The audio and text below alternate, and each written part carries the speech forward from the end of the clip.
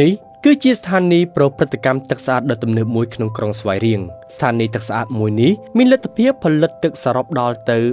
6,800 ម៉ែត្រគូបក្នុងមួយថ្ងៃដើម្បីបំពេញតម្រូវការទឹកស្អាតបន្ថែមក្នុងក្រុងស្វាយរៀងផងនិងឃុំចំនួន4ទៀតក្នុងស្រុកស្វាយជ្រុំ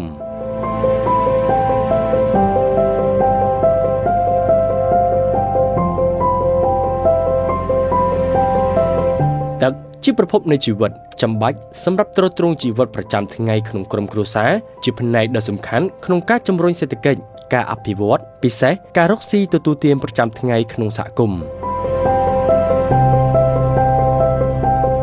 ស្ថិតនៅភាគអាគ្នេយ៍ប្រទេសកម្ពុជាស្វាយរៀងជាខេត្តដ៏មមាញឹកមួយជាប់ព្រំដែនប្រទេសវៀតណាមក្រុងសំខាន់មួយរបស់ខេត្តនេះគឺក្រុងស្វាយរៀងជាកន្លែងពលរដ្ឋខ្មែររាប់ម៉ឺននាក់កំពុងរស់នៅប្រកបរបរចិញ្ចឹមជីវិតជាហេតុបញ្ហាកង្វះទឹកស្អាតជាច្រើនឆ្នាំមកនេះបានក្លាយជាក្តីកង្វល់និងផលវិបាកសម្រាប់ពលរដ្ឋក្នុងតំបន់នេះពិសេសបញ្ហាសុខភាពតែម្ដង6 ឆ្នាំ 7 ឆ្នាំហ្នឹងមានការលំបាកខ្លាំងមានទឹកប្រើទេមកជន់បុកម្ដងបុកអីទិញផ្ទះជិតខាងនេះមកពីង 10000 ពីមុនតំបន់នេះមានពលរដ្ឋត្រឹមប្រមាណ 24% ដែលទទួលបានទឹកស្អាតសម្រាប់ការប្រើប្រាស់ប្រចាំថ្ងៃប្រើទឹកដើរដឹក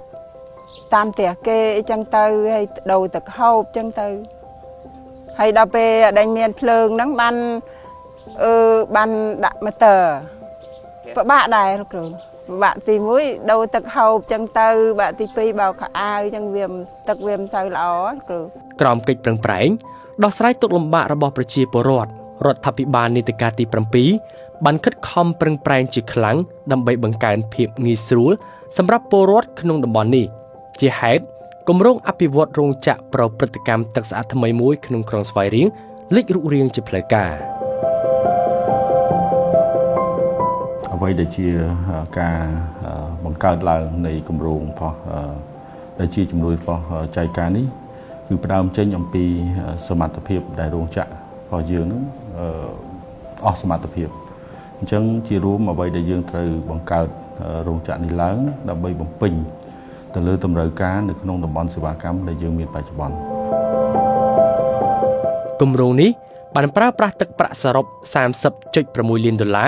ជាស្ថានីយ៍ទឹកស្អាតដ៏ទំនើបមួយជាមួយបច្ចេកវិទ្យាជប៉ុនតកតងនឹងស្តង់ដារដែលយើងប្រើប្រាស់នៅក្នុងរោងចក្រប្រព្រឹត្តកម្មទឹកស្អាតអណ្ដូងតាសីនេះគឺយើងគោរពតាមគោលការណ៍ស្តង់ដាររបស់ជប៉ុនបាទហើយមិនថាទាំងសម្ភារៈបាទមេកានិកអគ្គិសនីគឺយើងយកចូលមកពីជប៉ុនជាមួយរោងចក្រប្រព្រឹត្តកម្មទឹកស្អាតដែលជាជំនួយពីរដ្ឋាភិបាលជប៉ុននៅពេលនេះនឹងជួយបង្កើនផលិតកម្មទឹកស្អាតសរុបដល់ទៅ 22,600 ម៉ែត្រគូបក្នុងមួយថ្ងៃហើយភ្ជាប់ជាមួយនឹងគម្រោងដែលយើងទើបតែធ្វើការទំសម្រេចបាននេះមានសមត្ថភាព 6,800 អញ្ចឹងសមត្ថភាពរោងចក្ររបស់រដ្ឋបាលទឹកស្វាយរៀងមាន 22,600 ម៉ែត្រគូបនៅក្នុងមួយថ្ងៃគណៈក្រមផែនការពង្រីកបន្ថែមប្រព័ន្ធទឹកស្អាតទូទាំងប្រទេសដែលស្ថិតក្រោមគម្រោងចំណាយរបស់រដ្ឋាភិបាលក្រុងស្វាយរៀងនឹងមានទឹកស្អាតប្រើប្រាស់ 100% ត្រឹមឆ្នាំ 2027 ខាងមុខស្ថានីយ៍ប្រព្រឹត្តកម្មទឹកស្អាតថ្មីនេះបានផ្ដល់ផលប្រយោជន៍យ៉ាងច្រើនសម្រាប់ក្មេងៗនិងពលរដ្ឋក្នុងសហគមន៍ទាំងមូល